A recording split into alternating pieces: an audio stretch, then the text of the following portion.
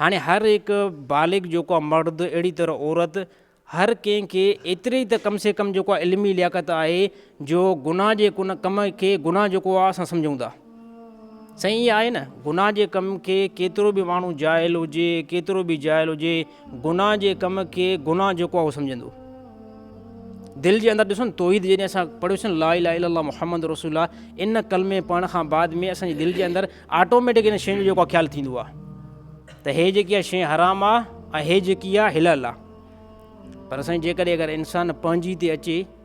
पोइ साईं भले जेको आहे पटका मथे ते पातल हुजनि, ॾाढ़ियूं जेको आहे रखियल हुजनि, जेकॾहिं अगरि ॿ नंबरी ते धोखेबाज़ी ते अचे न पोइ साईं ॾाढ़नि ऐं पटकनि वारा बि अची सघनि था। ऐं जेकॾहिं अगरि ख़ुदा जो ख़ौफ़ थी वञे न पोइ साईं भले जेको आहे ॾाढ़ी न हुजे ऐं सुनत वारो लिबास न हुजे, जेकॾहिं अल्लाह जो अगरि ख़ौफ़ अची वियो न पोइ इन हालत में बि जेको आहे उहो तौबा इस्तग़फ़ार कंदो ऐं पराए माल खां जेको आहे बचंदो। बहरहाल हिकिड़ो अल्लाह जो ख़ौफ़ आहे साईं,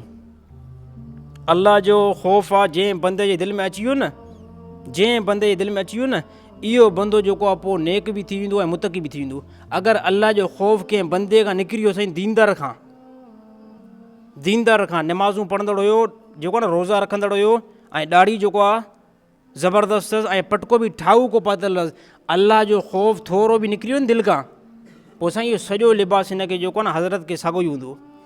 ऐं पोइ बि जेको आहे उपर वारा पैसा खाईंदो ऐं ॿ नंबरी कंदो, धोखेबाज़ी कंदो,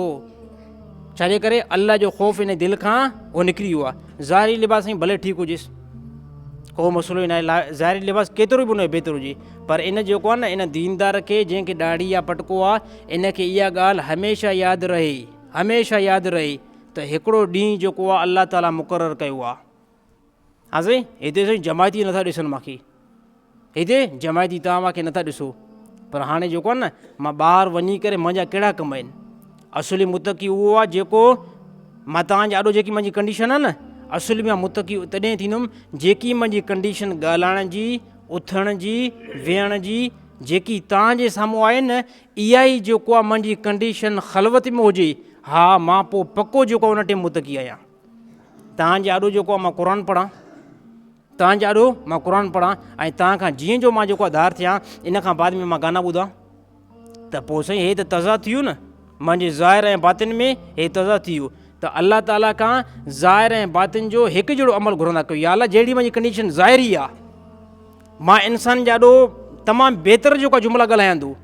पर या अल्लाह मूंखे जंहिं टाइम मां ख़लवत में अचां थो, अकेलो मां जंहिं टाइम थियां थो, या अल्लाह उन टाइम बि जेकी आहे मुंहिंजी कंडीशन अहिड़ी बणा। पर अॼुकल्ह ईअं जेको आहे तमामु घणो जेको आहे माण्हुनि जो न आहे।